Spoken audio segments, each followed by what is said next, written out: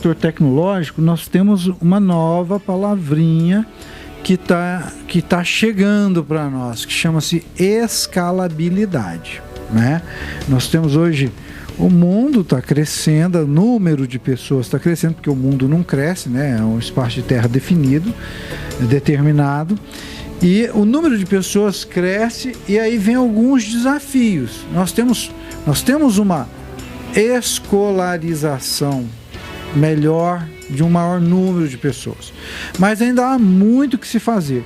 Eu estava ouvindo um áudio do diretor de uma grande investidora no Brasil, da XP Investimentos, e ele estava falando que no Brasil especificamente, com essa onda de privatizações do governo agora, nós não temos de verdade absolutamente nada de saneamento, de água potável, nós não temos nada de estrada. Só para fazer uma observação, professor, é interessante que tem um dado também sobre saneamento e água potável. Por volta de 17% da população brasileira ainda não tem acesso à água potável. Quanto ao saneamento, esgoto, né? 50 por volta, não tem um número exato, mas por volta de 50% da população ainda não tem coleta e tratamento de esgoto. Então isso é preocupante, a questão de qualidade de vida, né? Porque e saúde pública alguns também, poços, né, vão se fechar, mas quando você olha para o Brasil, você vê campo para crescimento estrondoso. A gente está olhando aqui a nossa condição, nós vivemos numa parte do país relativamente boa, né? Mas ainda aquém, poderia estar muito melhor, mas ainda nós temos muito espaço para crescer e para melhorar, e tem muita coisa básica que precisa ser feita. Nesse sentido, professor, a projeção é que a população chegue aí a 11,3 bilhões de pessoas, estamos hoje na faixa de 7,7 bilhões de pessoas. Estão falando de gestão de recursos humanos, mas já prospectando para o mercado esses novos empregos, esses novos perfis, que na verdade são mercados voláteis também, são mercados que existem hoje, o ano que vem possam não existir. Se você olhar o ranking das 10 maiores empresas do mundo hoje, nós temos aí na casa de 3 ou 5 empresas hoje, startups, empresas que não existiam e de uma estão hora chegando outra, lá, né? E a tendência é que mais empresas, startups venham. Aí o ouvinte quer saber o que é uma startup e quais são esses empregos, professor? Então, só antes para observar aqui direitinho, professor Demir, eu separei aqui a gente falando aí dessas mudanças, né? Existem, né, as macro tendências mundiais, né? Que a gente já acabou falando uma vez no programa anterior. Então a gente tem aí aumento da demanda por energia, né? Por energia renovável, para esse mar de pessoas que nós falamos aí, 7,8 bilhões de habitantes, né? Uma necessidade de mudanças no padrão de produção, né? As empresas, a indústria tem que passar a produzir de uma maneira mais limpa, né? De maneira que cause menos impacto, né? Através dos seus efluentes e tudo mais, que não contamine tanto o meio ambiente. A questão da urbanização e da infraestrutura urbana também. E aí a gente tem uma população que ela está envelhecendo mais, né? A população está envelhecendo e o aumento também das tensões geopolíticas. Tudo isso são tendências que nos fazem pensar melhor na questão do emprego. E por falar aí em startup, falar em empresas e profissões que estão surgindo, eu separei aqui uma pesquisa, não sei se posso falar agora, Demir? Pode. Uma pesquisa aqui realizada por pesquisadores da Universidade de Oxford, da Inglaterra. Eles fizeram aqui, analisaram 702 ocupações com chances de automatização nos próximos 20 anos. Né? Eles consideraram demandas de soluções criativas e interações sociais e negociações, ou seja, o que eles consideraram esses fatores, porque são fatores que a máquina não faz com tanta precisão quanto o ser humano, né? Que é criar interagir e negociar, né? Ainda não faz. Aí eu quero te perguntar, você sabe qual é a profissão que hoje é a mais ameaçada de extinção, com 99% de chance de acabar? Não vou arriscar agora. Eu imagino, eu daria um palpite aqui, eu acho que é na área de engenharia. Não é no comércio, né? Comércio? No atendimento. Operador de telemarketing, né? Ah, sim. Sim, porque o e-commerce está aí todo automatizado, né? Sim, bem observado. Agora, qual vai ser o trabalho menos robotizado, menos automatizado? Qual seria?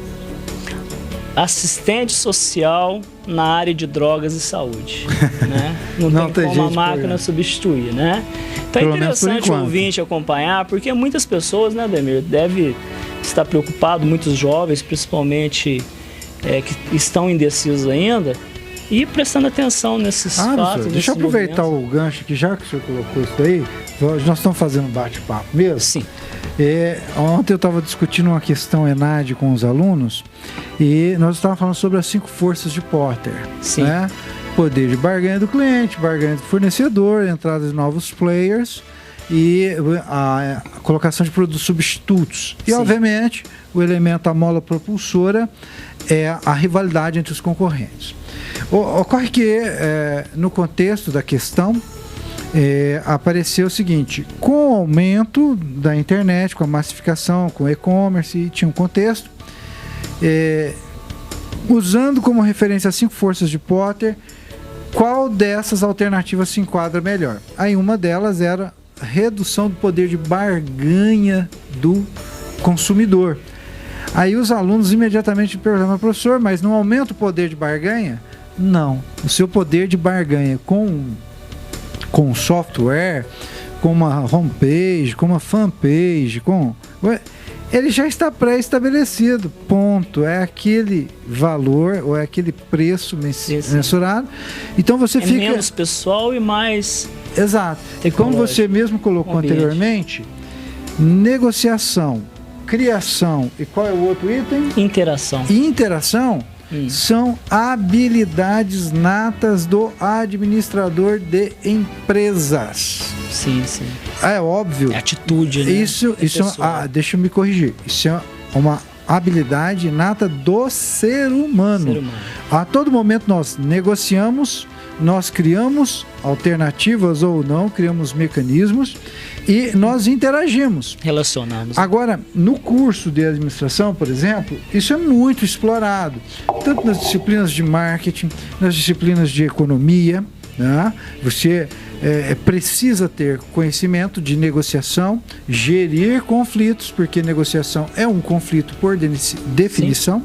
E aí nós temos que esse tipo de coisa você precisa se preparar e se capacitar para fazer boas interações, ter criatividade. E aí, quando eu digo criatividade, não pense que é sair criando bolinhas, desenhinhos. Isso não só isso é criação. Sim. Não só isso também. Sim. Mas é um processo mais completo. Não sei, depois o senhor vai querer abordar isso. Solução, né? Apresentar uma solução. Nós falamos de criação, interação e negociação. Sim. Com certeza, a administração, ela tem essa pegada aí, né? E só para concluir a parte das empresas aqui, das profissões, esses dados dessa pesquisa, metade dos empregos de hoje estão ameaçados de extinção. Isso é um fato. Ameaçado por quem? Pela mecanização, pela automação e pela robotização, que já vem há muito tempo, né? E um fato interessante e triste que há pouco tempo uma fábrica da China trocou 90% dos seus funcionários por máquinas, né? E aí a gente tem também a realidade da nossa região aqui, não é diferente. Antigamente a colheita, né, o manejo do campo era totalmente manual, braçal, né? Hoje já é tudo mecanizado, digitalizado, muita coisa digitalizada, ordenha, panha do café e tudo mais, né? E dessas profissões aqui que estão com risco de extinção. Temos aí a de cartógrafo, 87,9% de possibilidade, né? Engenheiro de hardware, 22,5%, pouco até, né? Assistente de empréstimo e analista de crédito, que é na área de finanças, né? Arquivista, bibliotecário com 65% praticamente, escrivão, juiz, cozinheiro de restaurante com 97% praticamente, garçom, barman, motorista de caminhão, taxistas, motoristas de ônibus, padeiro, operador de telemarketing, como eu falei, operador de caixa, tem toda essa tendência professor, aí de... Só relembrando que essa é uma pesquisa divulgada pela Oxford. Tá? Não somos nós que estamos falando isso. Sim.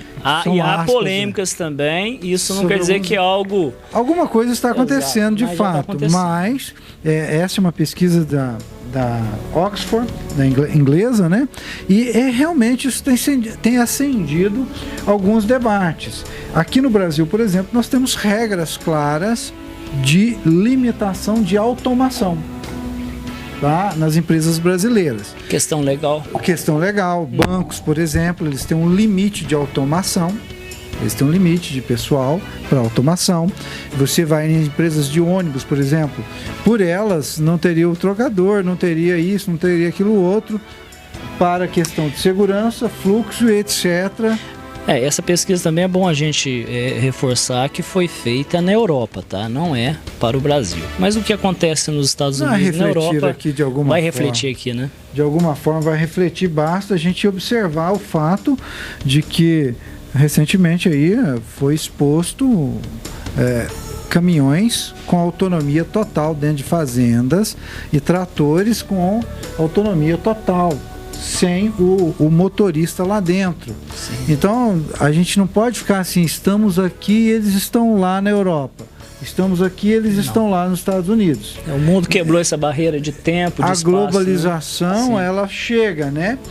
A gente pode dizer, sim, que em alguns lugares vai demorar um pouquinho mais.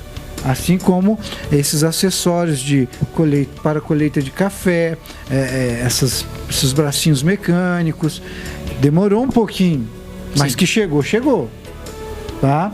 Quando eu mudei para Campos Gerais, há uns idos aí de poucos anos, não vou falar, porque senão o pessoal começa a imaginar que eu estou ficando velho, mas nós tínhamos uma dificuldade aqui com a internet quando eu cheguei.